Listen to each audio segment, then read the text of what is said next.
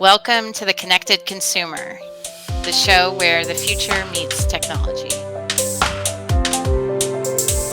I'm your host, Elizabeth Parks, and today we're diving into a world where every device around us isn't just smart, it's intelligent. I'm excited to welcome Sid Shaw, GM and VP of Marketing and Applications from Infineon, to discuss the latest advancements in edge computing for the home landscape. Infineon is a leader in power systems and IoT, and we know technology is changing the world, and this applies everywhere in our daily lives. At Parks Associates, we're tracking the adoption and use of these different technologies. Our latest research shows so many data points on the role of connectivity and devices. Now, 68% of households have a smart TV, 43% have some kind of home security solution, 45% have a smart home device, and 88% of US internet households are watching streaming services. The discussion today focuses on use cases and applications across devices like fitness trackers and smartwatches, as well as smart home devices like smart thermostats, smart speakers, smart garages, independent living solutions, and other safety and security solutions. Sid, I'm so excited to welcome you to our stage today. Thank you so much for joining. If you would, go ahead and introduce yourself and a little bit more about Infineon. Thank you, Elizabeth. It's great to be on your show. I'm personally a fan. I watch quite a bit of episodes of yours.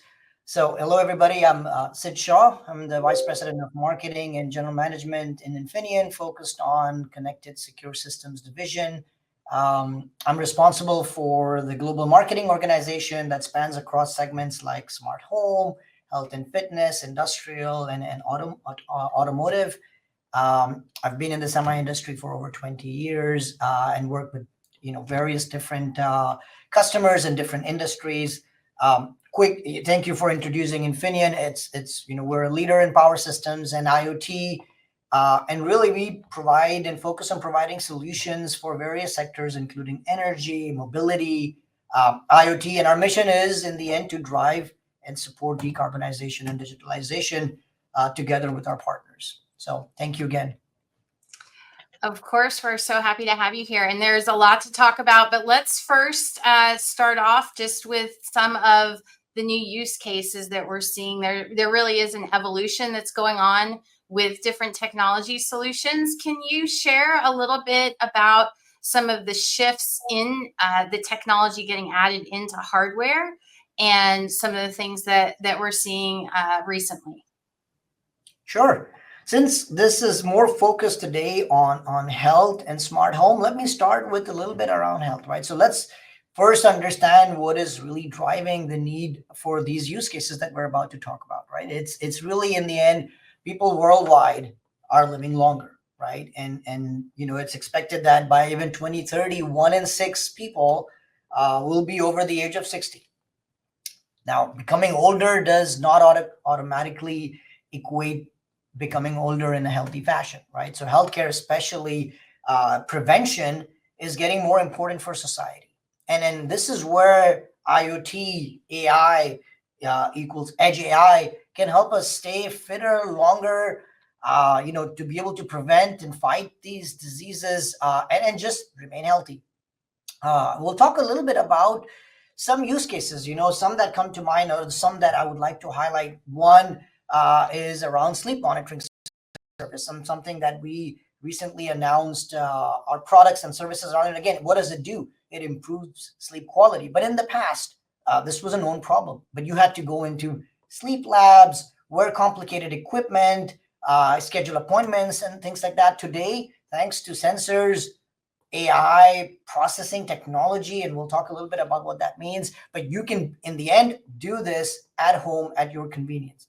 Yet, it's still connected. It's still you're looking at the data yourself. Your primary caregivers can look at the data and enable. Another one is in a slightly different vertical, but migraine care. This one hits home. My mom has migraines and has struggled with it in the past. But now you have devices like remote electrical neuromodulation, REN, wearable device that allows for migraine care, and not just in adults, but also in you know uh, kids over the age of 12, right? Where you can wear this and it can monitor so that people, your caregivers or your parents can know when this is happening. And then, of course, the data then evolves into also downgrading these things, right?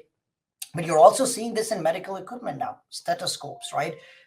It's this is now we have a connected stethoscope which we powered recently and with the customer, right, where you're able to store, analyze data, enable see being able to see these irregularities earlier and prevent heart diseases. So there's lots of these equipments that are showing up that in the end are smart, they're connected, but the word smart is being taken to another thing where they're smart not just because they're connected, but they're smart because they're making sense of the data and providing input and guidance on what things could be, right?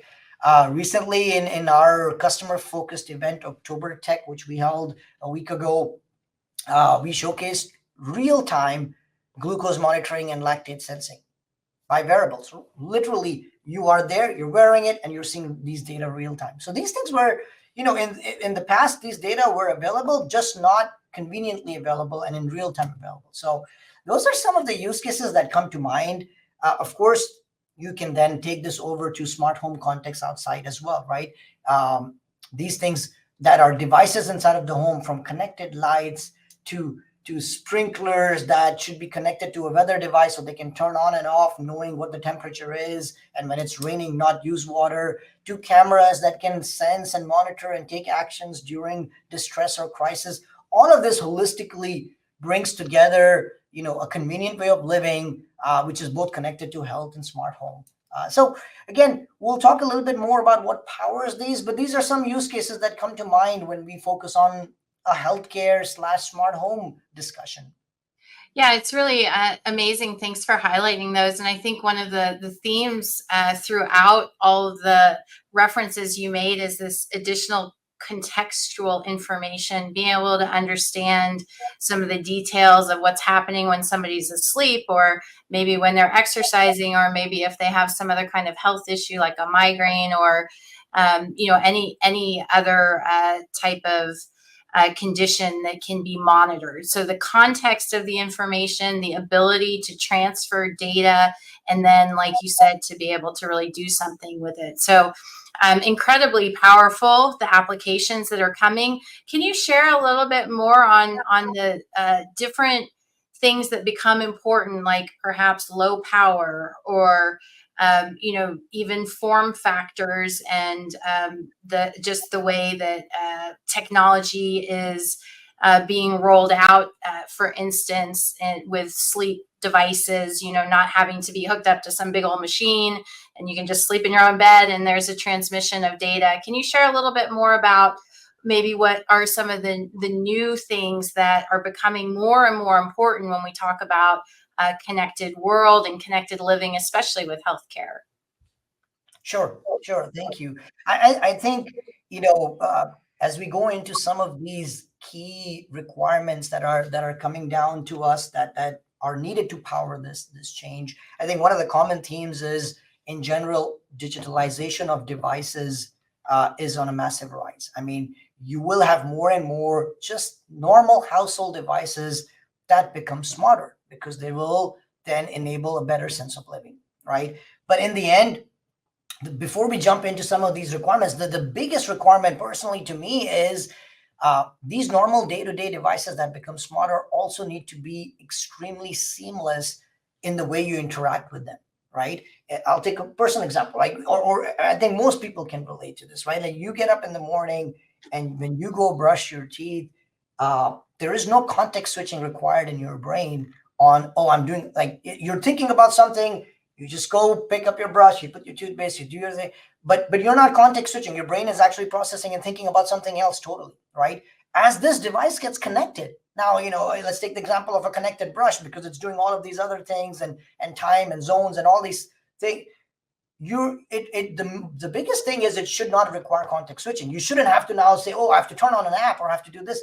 That's seamless interaction with these devices, and I think that's going to be the biggest biggest reason behind a massive adoption of such technologies and digitalization of these devices, right? I think it goes hand in hand also with the amount of devices that are connected in a home, right? It's everybody is talking about, or everybody is agreeing to this, like 50 connected devices in a home, right? And these can go from very basic devices to some more complex devices, right? Basic being lights and things like that. More complex means your iPads and things that you truly think are connected. Here's a test that I like to personally do with people all the time, right? I'll ask my friends and family, like, guess how many devices do you think are connected in your home? And usually whatever number they guess is about 40% of reality in their home today. And then when we start pointing out the other devices, they go, I never even thought of that as a connected device, because it's just seamless. And I think that's the magic, right? Of course, the things that we focus on as Infineon to power this are building blocks like, first, power efficiency, right? These things, in the end, more smarter devices should not equate to a massive surge in power consumption, right? They have to be in devices that you're used to, like you're not used to wanting to charge your toothbrush or your watch every day. And making it smarter should not then prohibit that. Making it smarter should still be done in a way that you're still not having to worry about charging that in a more routine fashion, right? Range is another. These devices have to be connected and connected to remote corners of your house. If you have security cameras that are in the perimeter of your property, they need to be connected. If there is some sensors that are monitoring the pool to make sure nobody falls into it or their alarms go off, things like that, they need to be always connected, right?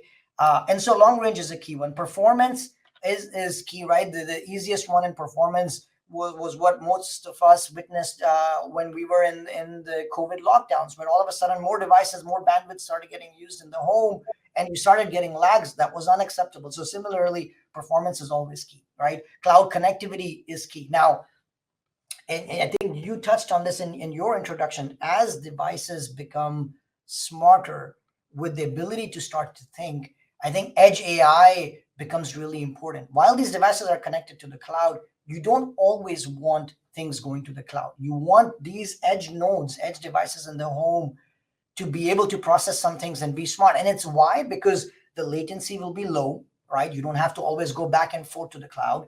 It'll be more real-time response. So you'll feel that it's just seamless interaction. Privacy is going to be easier because a lot of the data is stored locally. The less amount of times you're going back and forth across, the less amounts of threats. Power efficiency, right? Because the information is staying locally, you're not having to move these things, so it's more, and in a way, increased sense of security, right? So these are some of the things that edge AI will power, and we'll talk a little bit about edge AI. But I think it's critical also in this digitization concept that goes from healthcare to the smart home, right? So those are some of the requirements that we are then keeping in mind as we build the solutions that power these products of today's. Yeah, absolutely. Well, and I mean, you brought up so many important points here. And I think ultimately reliability becomes paramount for the end user experience. And it's so important now with many people, connected devices are not new, but there's still a segment of the market who are just beginning to get into looking at adopting these products and ensuring that they work, that the privacy and data security protections are there, and in a way that a consumer can understand that it's the device vulnerabilities are covered and won't be an issue, just become critical so that we can move into a mass market world with the smart home space, an area we've been covering for almost 4 decades. So it's a very interesting time to study the market, and you brought up a lot of really, really good points. Let's talk a little bit more just about the different services that come along with these devices, and then the processing that can go along with it as well. I know that you all work in a lot of different areas that are basically creating services out of hardware, and then creating that connection as well, that digitization between different devices. So I don't know if you maybe want to touch a little bit on voice recognition or any of the vision enhancements that you all are working on, but would love to hear a little bit more on the services side as well. Yeah, absolutely. I think I would start by saying if there was one uh, emerging use case that you forced me to pick, for which then I talk about the features and things like that, it's AI at the edge, right? We're convinced that AI at the edge AI, really then elevates the functionality of IoT devices today's and the next generation, right? And it goes back to your point of these devices become seamless, but they become smart in a different way, right? More than what smart was considered in the last generation devices, which was mostly just they were connected. But to make this truly work, you need a vast portfolio, right? To power edge AI, you need a vast portfolio starting from the basics of microcontroller, as you talked about processing. The processing needs do go up when you want to do AI at the edge. But at the same time, we're also aware that the price points of that our customers want to sell these products don't typically can absorb all of this cost either. So the price points have to be sensitive for massive adoption. The security, the latency, all of those features that we talked about, you can disrupt common expected behavior that as consumers we have towards certain kinds of products. But at the same time, you have to now figure out how you enable edge AI, right? So it's a vast portfolio. It's never going to be one size fits everybody, right? It's going to be, you have to give different product categories, different kinds of flavors of the product. But so it's a breadth of portfolio. It's not a one-time investment on a single product. You have to really then create a family of products. You have to have at the same time a comprehensive understanding of the customer's applications and the verticals that you're trying to address with these products, right? And again, this is an area where Infineon differentiates quite a bit. We have a whole focus set of marketing people, like the organization I manage, which is focused on applications marketing. It's about understanding the applications that our customers are building for, understanding how the products are going to be used, what are the use cases that are powering the current gen, the next gen, and then from there extracting and deriving what our products need to support for the future, right? And it's no longer just the hardware, right? It's end-to-end solutions. We're investing very strongly, and then the software, the AI models that have to be ready as well as customized. So you have to give some basic set AI models to customers to that are ready for deployment, but the ability then for them to customize their own models and create their own models in a fast and seamless way, right? I actually have something that I'll show you here. This is, we just launched this actually a couple of weeks ago. It's a PSOC 6 AI evaluation kit, right? Takes you less than 10 minutes. I've tried this myself. And to get started, to get it set up, it's got a microcontroller. It's got a set of sensors that are very advanced. It's not supposed to be deployed directly into your product. It's for evaluation. So you take it, you got all the sensors that you need, you get some ready models that you can start to play with depending on the kind of product you're making. But then most importantly, it connects to our tool chain so that you can make your own models, because most of the customers, some of them are going to be happy taking our models and deploying it. Some of them are going to have ideas of models that we haven't thought about, but the ability for them to then go make it in a fast and organized and a GUI fashion allows new innovation to happen, right? This is one of a product where we're really focused on. So PSOC microcontrollers is the brand for our consumer microcontrollers. Specifically there, we've got a PSOC Edge that was announced. And again, this is a family of microcontrollers that is ready for AI ML use cases, right? Now, that said, that's just the base, right? You need a suite of sensors that go along with these products. You need some memory. You need some actuate. You need, software. So we recently acquired not recently, but a few quarters ago, we acquired a company called Imagimob, which is really focused on creating AI models for us. And this is why we're getting a head start into creating some of these models, right? That we deploy on top of our products for customers. So you touched a little bit about voice, speech, and vision. Yes, those are definitely the interfaces of the future, right? As you see your kids today, right? I mean, they expect touch and the iPhones and the iPad came out, all of a sudden everything was touch, right? They would go up to the TV and try to touch it, and if it didn't react to it, it would be surprising. That was an interface. Well, voice, speech, vision, these are the next interfaces, right? They require a comprehensive set of capabilities, as you touched on, right? So these are now the fundamental blocks where we're investing in these models, right? So audio playback support, advanced machine learning voice, so that you don't have to, talk to a device the way the device wants to. You talk to it normally the way you talk to the machine adapts, the device adapts to your voice and gets smarter with time, right? Multi-mic noise suppression, so there could be a lot of things going on in the house, but it knows when you're talking to it. Acoustic event detection, right? Right, a window break equals a window break, and not the 10 other things that could trigger it, right? So accurate triggering is important. So these are a lot of the base things that we're investing on. And again, as you can imagine, these are software models that are built on a lot of data, because you need to train these models that we then actually pre-invest on top of our products, and deploy it with our products, so that our customers can focus on the layer of innovation that they're most comfortable and want to, right? So it's giving them a base set to run fast. It's also allowing them to then customize their end. So these are some examples of what powers it, in terms of the use cases that we invest in, and how we learn from the application view.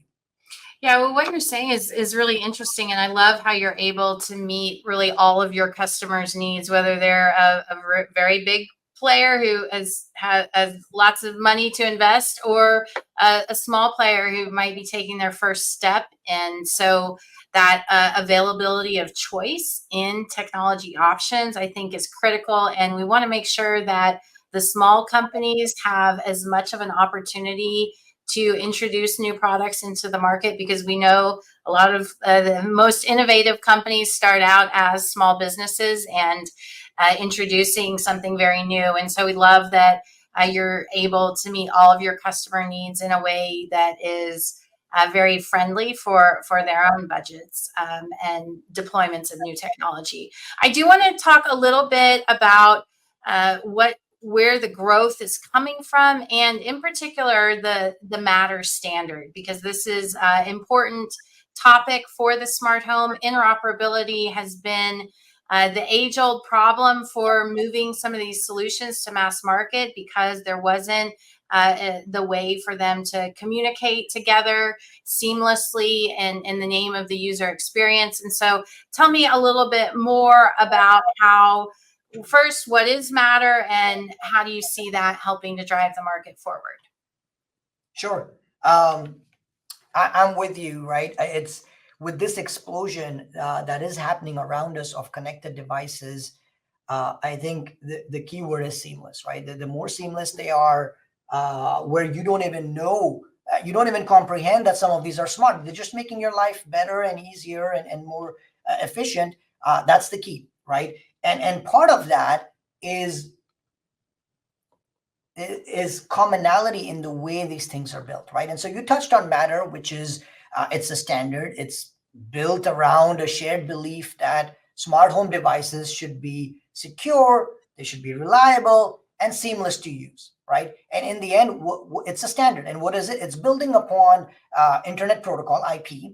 Matter will enable communication across smart home devices, mobile app, cloud services, and it defines a set of specific IP-based networking technologies that then require a certification to be Matter certified. But what does that mean? What it means is, basically, as a consumer, when I buy devices, I don't have to worry about ecosystems that I'm a part of. Like, oh, am I, and I'll take some. There's all multiple ecosystems in the industry, but I'll take a couple examples. Right, I don't have to figure out if I'm an Amazon home or a Google home. It doesn't matter, right? And I don't have to make a decision. I just buy devices from different brands of customers that I like, knowing that if they speak all one language, then I can communicate with them in the way I have to, and I don't need an app for every product, because in the end of the day, all these smart devices, where Matter will eventually take this is, you have a central way that you care of how you control all these things in your home, right? Makes it easy. It doesn't require context switching in your brain when you're in interacting with these devices, which is key, right? And that's matter, right? In the end of the day, it's a standard that allows this multi connection because it standardizes a layer on top, right? The good thing is there are a lot of companies that are believing in this philosophy from a consumer standpoint and are contributing, right? You've got Google, Amazon, Apple, Kroger, Residio, LG, Siemens, different verticals, different customers, but areas where a lot of these giant companies haven't collaborated before. But in this case, they're all Matter promoters. Infineon is a Matter promoter as well, and with the shared belief that this allows a fair play from a consumer standpoint where we can pick any device and you can focus and you have a certain expectation on how it's going to work. So I think it's very much needed as these things are exploding in terms of digitalization of devices. Infineon is a strong member here. We contribute strongly towards the standard from a technical perspective, but we also believe in this normalization of interaction and seamless, enabling seamless interaction with these devices. Yeah, all very, very relevant points just made. And I would add on perhaps that it's really great that the industry is recognizing that the smart home is made up of many, many, many, many, many different players, and that we need to play together in the name of the experience. And I think that is one of the things most enlightening on the Matter initiative is that recognition from the tech giants that this isn't just going to be about them, and that there's a lot of other companies involved, and creating a glue where everything can be connected will really move all of these solutions closer to mass market. And we're seeing that happen. It's slow, but standards are always slow, and that's how it goes. And I'm sure there'll continue to be some challenges along the way, but I think it's great for the industry and for the consumer, right, that the industry players have recognized this need to play together. So thank you for those comments on Matter. And we just have a couple more minutes, so I would love to hear from you. What do you think as consumers should be expecting in the next few years? We've got the pace of technology moving quickly, companies working to introduce new applications all over the place and in different vertical markets that touch the consumer. So tell me, what are some of the things that you expect? I think I would summarize it, let's say, in three things, right? I would say one, definitely expect a lot of innovative smart devices to tackle everyday problems in healthcare and smart homes coming to the market, right? I mean, it's one of the luxuries or one of the super plus points of my job is to be able to see and interact with customers globally across a lot of different devices, and the amount of innovation in terms of the devices that our customers are working on is the highest I've ever seen in the last 20 years, right? So that's one, expect that, right? A lot of innovative smart devices hitting the market. Two, edge AI, which is intelligence at the end node, which is the products that it adds a lot more value to regular IoT devices, and this becomes the norm, right? Of course, it comes with investments on our side on reduced latency, power efficiency, and all of this. But in the end of the day, I think edge AI makes its way naturally into these products, and that becomes the normal behavior of how consumers will interact with these devices. So that's two. And the third one you touched as well is increase in ease of use, because the two aspects in this, right? It's seamlessly working with devices, and it's allowing different players to come into the market with different devices. This is not going to be just occupied by two or three big vendors. It's going to be innovation across a lot of different areas, and so increased ease of use, both from making products to using products, is something that we can all expect, right? So those are the three I would predict that consumers can expect. Well, those are great predictions, and we will watch them unfold. And we certainly appreciate your time and effort in building our present and future world. So thank you so much, Sid, for joining me today. And that will have to be our last comment. That will wrap up another episode of The Connected Consumer. As AI and IoT continue to blend, the future is not just smart, but intelligent, promising devices that don't just perform tasks, but understand our needs. We want to thank Sid Shaw and the Infineon team for all their innovative efforts in helping shape the technology industry. If you like today's conversation, make sure to subscribe, share, and leave us a review or comment whenever you listen to our podcast. Until next time, keep looking forward, stay curious, and never stop innovating.